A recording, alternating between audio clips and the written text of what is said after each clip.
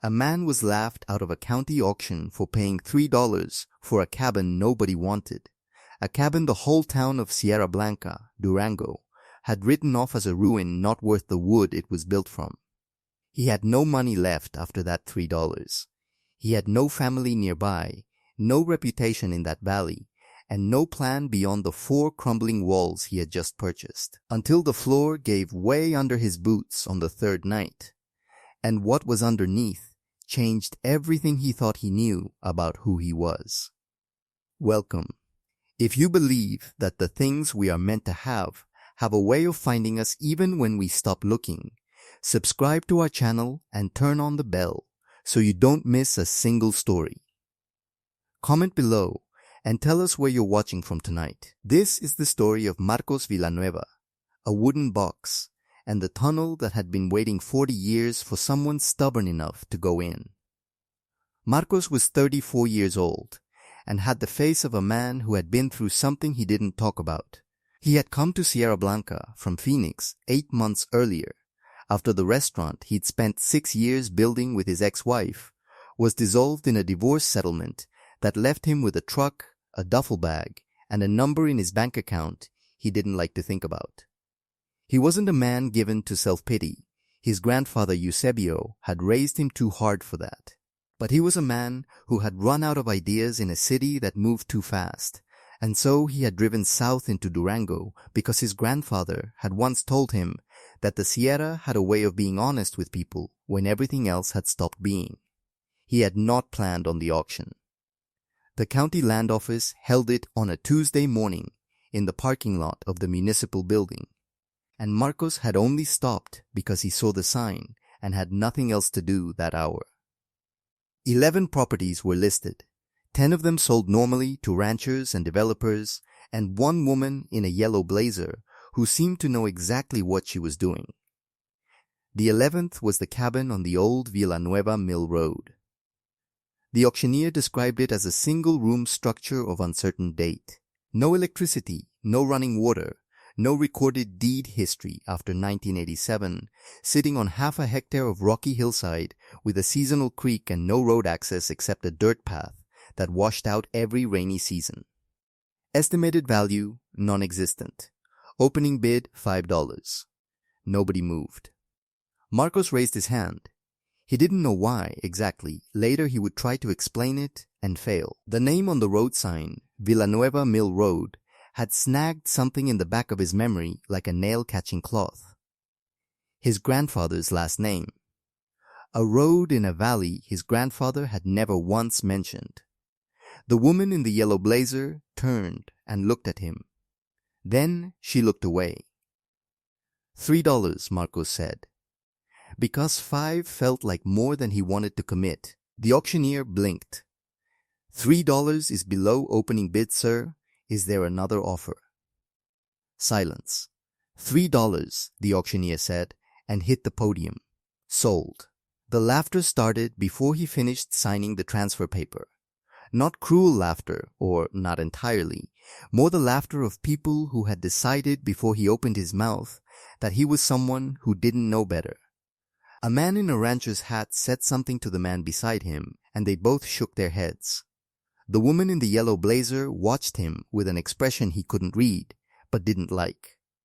Marcos folded the paper, put it in his shirt pocket, and walked to his truck. He had $3 less than he'd had that morning, and a piece of rocky hillside that nobody wanted. He drove out to Villanueva Mill Road that same afternoon to see what he had bought. The cabin sat at the end of a path, so overgrown the truck couldn't make it past the first bend. He walked the rest. The structure was worse than the auctioneer had described. 1 room, roof partially collapsed on the north side, walls of adobe so cracked you could see daylight through them in 3 places, a door that had warped off its hinges and leaned against the frame rather than hanging from it. The floor was packed earth, uneven, with a smell of old stone and something else underneath. Something mineral and cold that he couldn't name. He stood in the doorway for a long time. Then he set his duffel bag inside, leaned the door back in its frame, and stayed. He had been sleeping on a bedroll for 2 nights when he met Don Sabino and Doa Elvira Reyes. They came up the path on the 3rd morning, the old man carrying a pot covered with a dish towel and the old woman carrying a paper bag, both of them moving with the unhurried certainty of people who had walked this path before. Don Sabino was 81, small and leathery, with white hair and hands so knotted from decades of ranch work they looked like mesquite roots. Doa Elvira was 78 and did most of the talking, which seemed to be an arrangement they had both long since made peace with. "We saw the light in the window last night," she said, setting the paper bag on the only flat surface in the room, which was an overturned crate. "First time there's been a light in that cabin in 40 years. I told Sabino we should come. She told me we should come," Don Sabino confirmed. The pot had beans. The paper bag had tortillas wrapped in a cloth and a jar of salsa so red it almost glowed. Marcos ate while they sat on 2 stones they had brought for themselves from just outside the door, because there was nowhere else to sit, and they told him what they knew about the cabin. It had belonged, they said, to an old man who went by the name of Eusebio Villanueva, who had lived there alone from sometime in the 1950s until he disappeared in 1983. Not died, they said. Disappeared. One morning he was there, and the next morning he wasn't. And all he left behind was a door leaning against the frame and a floor that nobody had ever wanted to dig up. Marcos set down his tortilla. "Eusebio Villanueva," he said. "You knew him?" said Doa Elvira. "He was my grandfather." Don Sabino and Doa Elvira looked at each other the way people look at each other when something they suspected has just been confirmed. "Then you need to know something about this floor," Don Sabino said. The old man came back the next morning with a spade and a lantern, a rusted tin lantern with a glass panel fogged from decades of storage, which he said had been his own, left at the mouth of something he would explain once they were inside. He handed Marcos the lantern, picked up the spade himself, and pointed to the northeast corner of the floor, where the earth was slightly different, darker, more compacted, as if it had been disturbed and repacked more than once. "Your grandfather asked me to remember this spot," Don Sabino said. "He said if anyone ever came looking, I should show them. I didn't think anyone would come. Why didn't you come yourself?" The old man was quiet a moment. It wasn't mine to come for. He was very clear about that. It took 40 minutes of digging before the spade hit wood. Beneath 1.5 feet of packed earth was a trapdoor, heavy oak, hinged with iron that had rusted but not failed. Marcos lifted it. Below was a shaft, rough cut into the hillside rock, with hand-carved steps descending into darkness. He went down with the lantern lit. Don Sabino stayed at the top. The tunnel ran perhaps 30 meters into the hill, shored up with timbers that had dried and hardened over decades into something closer to bone than wood. At the end was a chamber, no larger than a walk-in closet, and in the chamber, on a shelf cut directly into the rock, was a wooden box. The box was the size of a small suitcase. It was wrapped in oilcloth, tied with leather cord so old it crumbled when Marcos touched it. Inside the oilcloth was the box itself, dark wood, no lock, with a small carved design on the lid that Marcos recognized before he could name it, a mill wheel. The same design his grandfather had carved into the handle of the knife he'd kept on his belt his whole life. The knife Marcos had inherited and carried still. He opened the box. Inside, a child's toy horse, wooden, painted once in red, though the red was mostly gone. A stack of papers tied with string, and at the bottom, wrapped separately in cloth, a smaller envelope addressed in handwriting Marcos knew as well as his own name. He had grown up reading it on birthday cards and Christmas letters until his grandfather stopped writing them in 1982, 1 year before he vanished. For the one who finds this. I hope it's you, mijo. Marcos sat down on the tunnel floor with the box in his lap. He did not know yet what the papers said. But inside the tunnel, in the cold mineral dark, with the lantern throwing orange light on 40-year-old stone, he already understood that the $3 he had paid at that auction had not been an accident. Don Sabino was right. The floor was not mine to open. It was always yours. The papers were a land grant.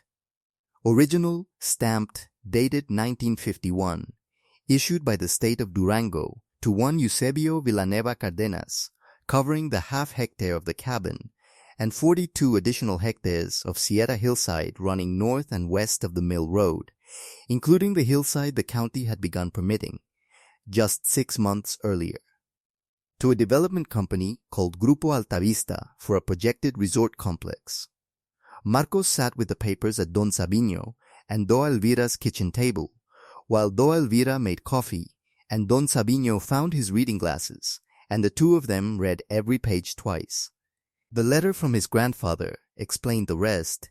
Eusebio had left Sierra Blanca in 1983, not because he wanted to, but because 2 men from a land management office had told him his deed was invalid, that the original grant had lapsed, that if he didn't sign a relinquishment, he would face legal proceedings he couldn't afford. He was old and alone, and he signed. But before he left, he buried the original grant in the tunnel, with a note for whoever in his family might someday come back to the valley, because he knew, he wrote it plainly, that the deed would matter again when the land became valuable. The Sierra always becomes valuable, the letter said. It just takes the right people long enough to notice. The toy horse had been his father's. He'd put it in the box so that whoever opened it would know the box was real, not planted, because only family would recognize it. Marcos recognized it. He had played with that horse as a boy in Phoenix before his grandfather mailed it back to wherever he was and said he was keeping it safe. Inside the wooden box there was a folded paper beneath the land grant, a second document, a surveyor's assessment from 1978, confirming the presence of a silver-bearing mineral deposit in the hillside behind the cabin, never formally filed because Eusebio hadn't trusted the office he would have had to file it with. Doa Elvira put a cup of coffee in front of Marcos and sat down. "What are you going to do?" she asked. Marcos thought about the woman in the yellow blazer. He thought about the laughter in the county parking lot. He thought about the development company with the resort permits and the land management office that had pressured an old man into signing something he shouldn't have signed, and the 42 hectares currently being surveyed for condominiums that sat on a land grant with his grandfather's name on it. "I'm going to call a lawyer," he said, "and then I'm going to fix the roof." The woman in the yellow blazer turned out to be a buyer's agent for Grupo Altavista. Her name was Licenciada Fuentes, and she arrived at the cabin 4 days later in an SUV that had trouble with the dirt path, accompanied by a man in construction boots who carried a tablet and took photographs without asking. She told Marcos the company was aware of his recent acquisition and wanted to discuss a purchase offer that she described as generous given the property's condition. Marcos was patching the north wall when they arrived. He kept patching while she talked. "The development footprint covers the adjacent hillside," she said, "which is county land. Your parcel sits at the edge. We're prepared to offer. The adjacent hillside isn't county land," Marcos said, without stopping what he was doing. She paused. "I beg your pardon?" "It's in the land grant. The 42 hectares running north and west of the Mill Road. You can verify it with the state land office in Durango City. I've already sent them a copy." He set down his trowel and looked at her. "The original grant was filed Monday.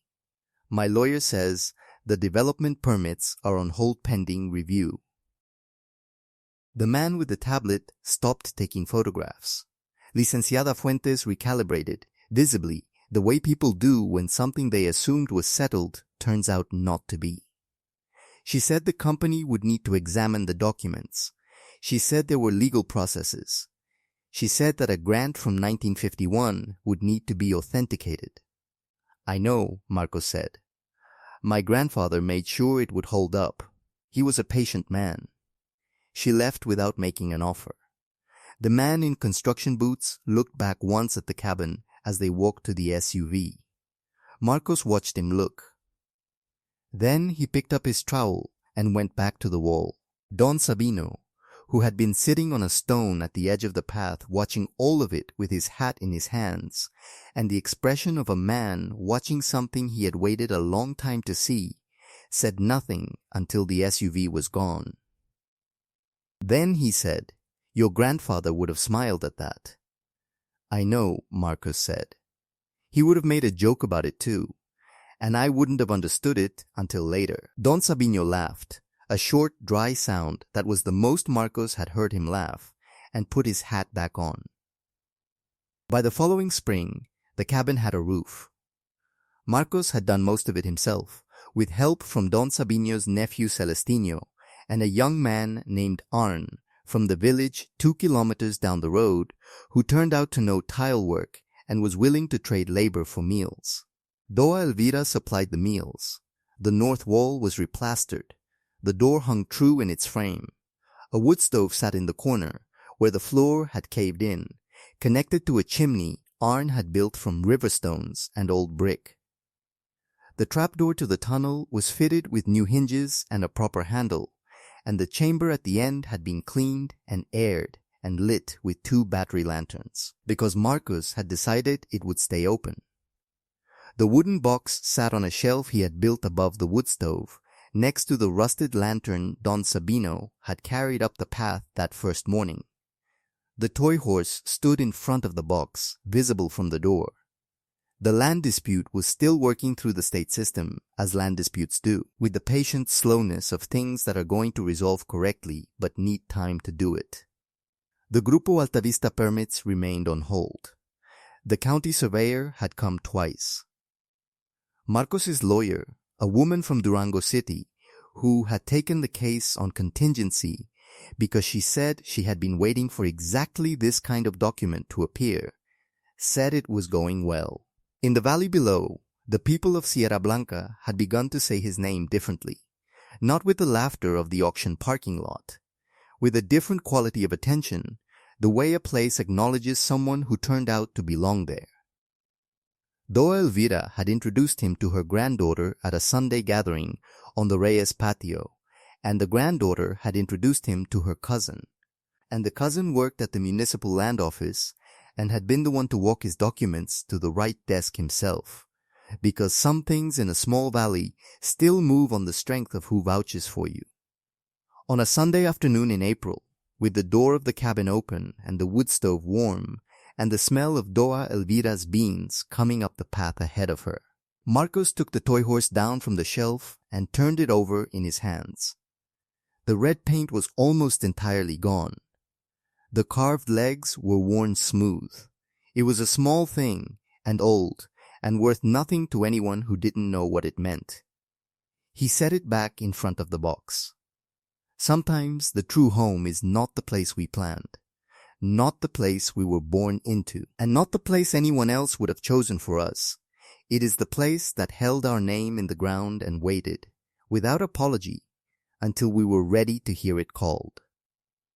Has a door you never expected ever opened, when every door you knew had closed? If this story reached you tonight, leave a comment below and tell us where you're watching from. Subscribe to the channel and share this with someone who needs to be reminded that what is meant for us has a way of surviving everything that tries to bury it. Until the next story. And in Sierra Blanca they say that if you drive Villanueva Mill Road on a clear afternoon and the wood stove smoke is rising from the cabin on the hill, people point it out to visitors now, not as a curiosity, but as a landmark, with that quiet particular pride a community reserves for the things it almost lost and didn't.